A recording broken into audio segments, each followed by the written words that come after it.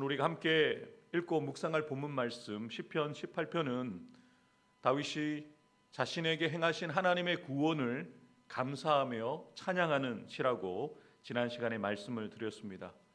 이 시편에는 분명한 표제가 붙어 있어서 어떠한 상황에서 다윗이 이 시를 기록했는지를 분명하게 소개를 합니다.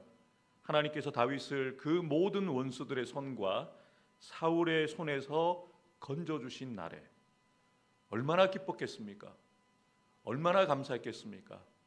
묵은 체증이 아마 다 내려가는 그 기쁨이 넘쳤던 날이었을 것입니다.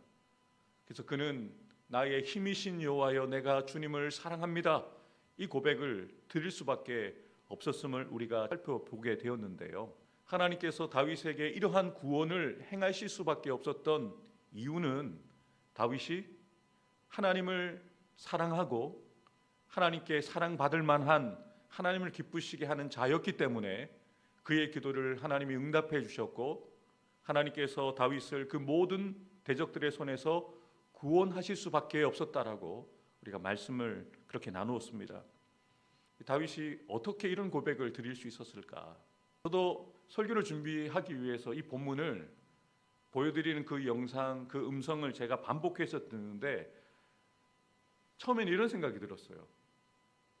다윗이 너무 당당한 것 아닌가? 어떻게 다윗이 하나님 앞에서 완전하다라고 할 수 있을까? 이런 생각이 드는 거예요. 여러분, 다윗이 하나님 앞에서 완전 무결한 사람이겠습니까? 아니잖아요. 다윗도 실수하고 다윗도 우리와 같이 연약한 그런 육체와 연약한 감정과 의지를 가지고 살아가는 사람이기 때문에 실패할 수 있거든요. 우리처럼 넘어진 경험도 있거든요. 그런데 어떻게 다윗이 이렇게 하나님 앞에 당당하게 자신의 의를 이야기할 수 있을까? 우리도 다윗처럼 당당할 수 있겠구나. 다윗의 당당함의 근거를 우리가 살펴보면 우리도 그 근거를 붙들면 우리도 하나님 앞에서, 그래 우리를 대적하는 수많은 대적들과 세상 앞에서 당당할 수 있겠구나라는 것을 묵상하며 오늘 설교를 준비했는데요. 다윗이 어떻게 이렇게 하나님과 사람 앞에서 그리고 세상 앞에서 당당할 수 있었을까요? 첫 번째 이유는 그의 삶의 방향이 항상 하나님을 향하여 있었기 때문에 당당할 수 있었습니다. 쉽게 말씀을 드리면 다윗의 삶의 기준이 하나님의 말씀이었기 때문에 하나님이 원하시는 수준에 도달할 수 있었다는 겁니다. 여러분, 우리가 어떤 기준을 가지고 사느냐가 중요합니다. 사람들은 우리의 수준을 보고 판단을 합니다. 우리의 수준을 말합니다. 그런데 하나님은 너의 기준이 무엇이냐? 너의 삶의 기준이 무엇이냐?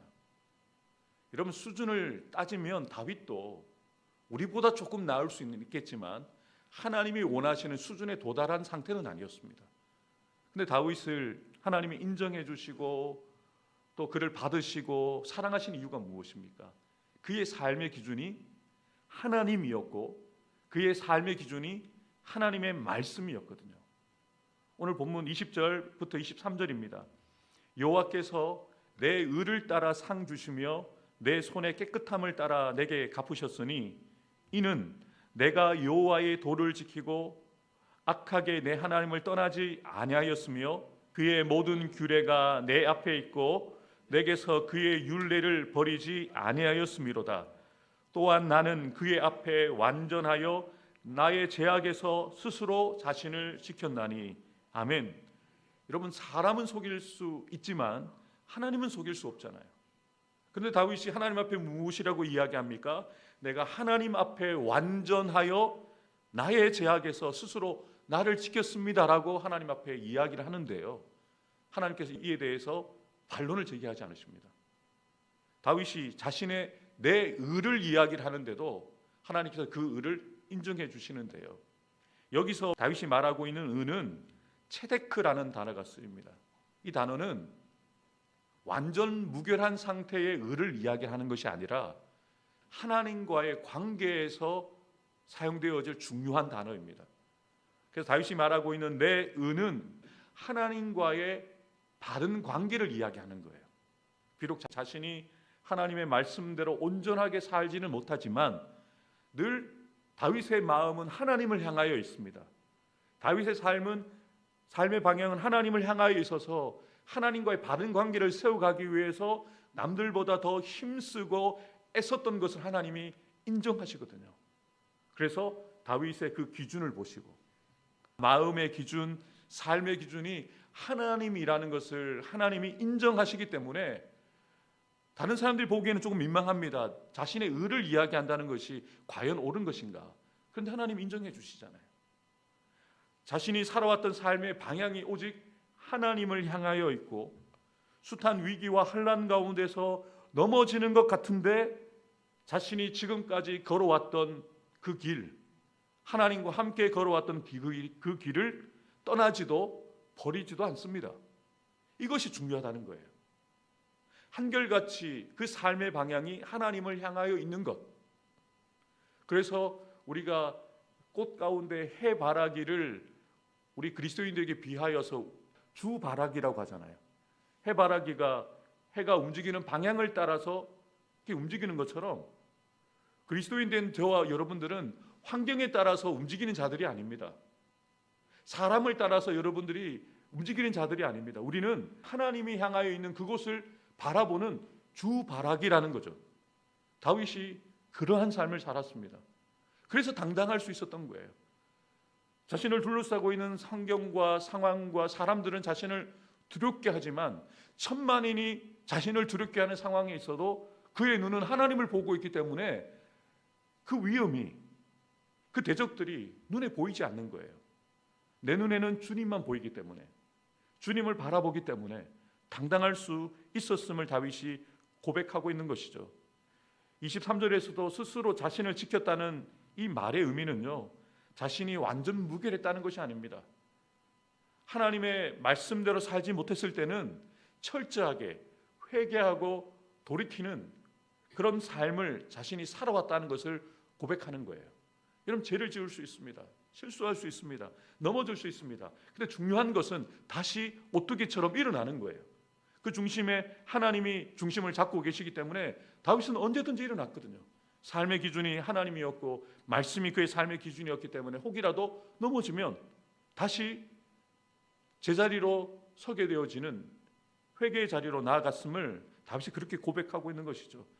그래서 다윗은 하나님의 말씀을 그렇게 자신의 삶의 앞에 두고 그리고 그 말씀을 버리거나 하지도 않았기 때문에 그의 삶의 기준이 하나님의 말씀이었고 하나님이 그의 삶의 기준이었기 때문에 하나님 앞에서 바른 관계를 세워가는 자신의 의를 이야기하면서 자신의 그 의를 보시고 하나님께서 보상하셨다고 갚아주셨다고 당당하게 고백할 수 있었던 것이죠. 그래서 이렇게 고백하지 않습니까? 그러므로 여호와께서 내 의를 따라 갚으셨다. 그의 목전에서 내 손이 깨끗한 만큼 내게 하나님이 갚아주셨다. 이렇게 당당하게 이야기를 하는 거죠. 그래서 하나님은 이것을 다윗의 어떤 교만함이나 뻔뻔함으로 보시지 않아요. 인정해 주시잖아요. 그래, 맞아. 너는 그랬지. 늘 나를 향하여 있었지.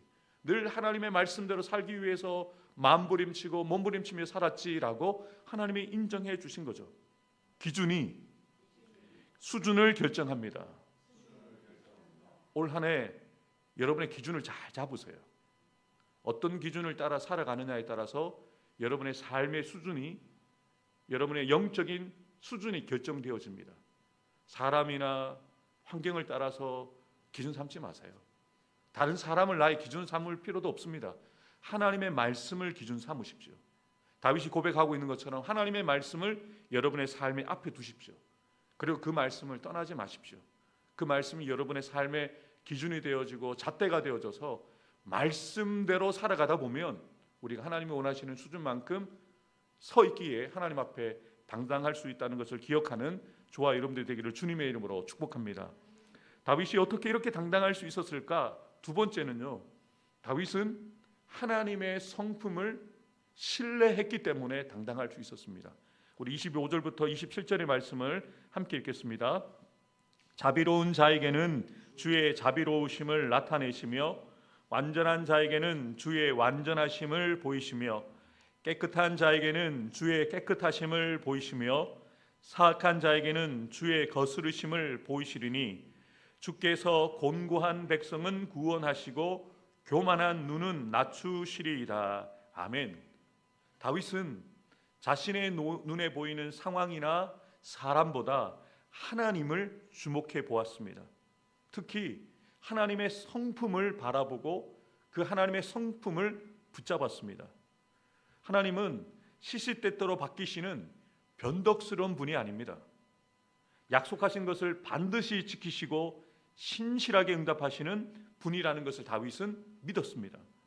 그리고 실제로 그의 삶을 통해서 하나님만을 의지하는 겸손한 자를 높이시는 하나님을 경험하여 다윗은 알고 있었거든요. 그래서 다윗의 이 당당함의 근거는 자기 확신이나 자신감이 아닙니다. 오직 하나님에 대한 확신. 이 자신감 대신에 이 단어를 여러분 쓰십시오. 주신감, 주님을 믿는 마음, 자신만만이 아니라 주님을 믿는 마음으로 충만한 주신만만했기 때문에 당당할 수 있었다는 거죠. 성경에서 가르쳐주는 교만과 겸손의 의미는 우리가 일반적으로 아는 겸손과 교만의 의미가 다르잖아요. 교만은요, 자신을 바라보는 것입니다. 그런데 겸손이 무엇입니까? 나는 못해요. 나는 잘 모릅니다. 그런데 하실 수 있는 모든 것을 아시는 하나님을 바라보는 것이 겸손이죠. 다윗은 겸손한 사람이었습니다. 자신의 능력과 의지와 경험을 따라 살아왔던 자가 아니라 하나님을 바라보고 하나님이 하실 수 있다는 것을 믿었기에 그는 겸손하게 기도하는 사람이었거든요. 그게 바로 믿음입니다. 여러분, 우리는 자신감으로 사는 사람이 아닙니다. 내가 가지고 있는 능력과 지혜로 사는 사람이 아닙니다.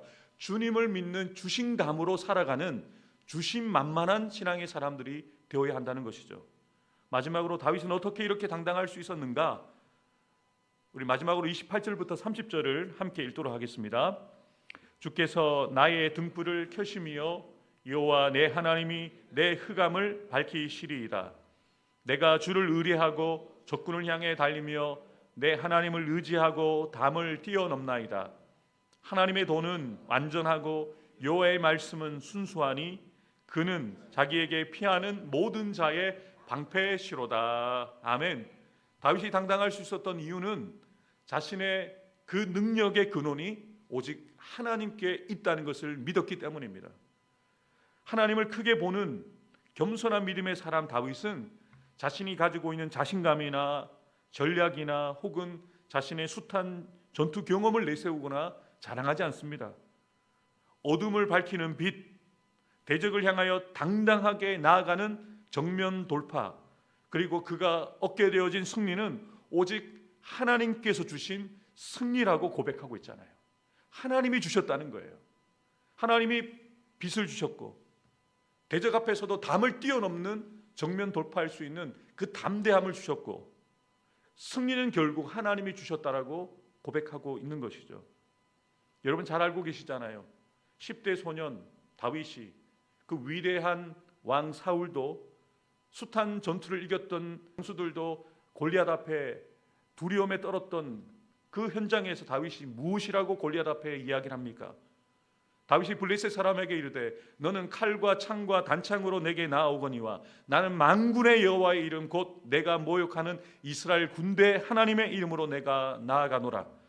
오늘 여호와께서 너를 내 손에 넘기시리니 내가 너를 쳐서 내 목을 베고 블레셋 군대의 시체를 오늘 공중에 세워 땅의 들짐승에게 주어 온 땅으로 이스라엘의 하나님이 계신 줄을 알게 하겠고 47절 함께 읽겠습니다. 또 여호와의 구원하심이 칼과 창에 있지 아니함을 이 무리에게 알게 하리라.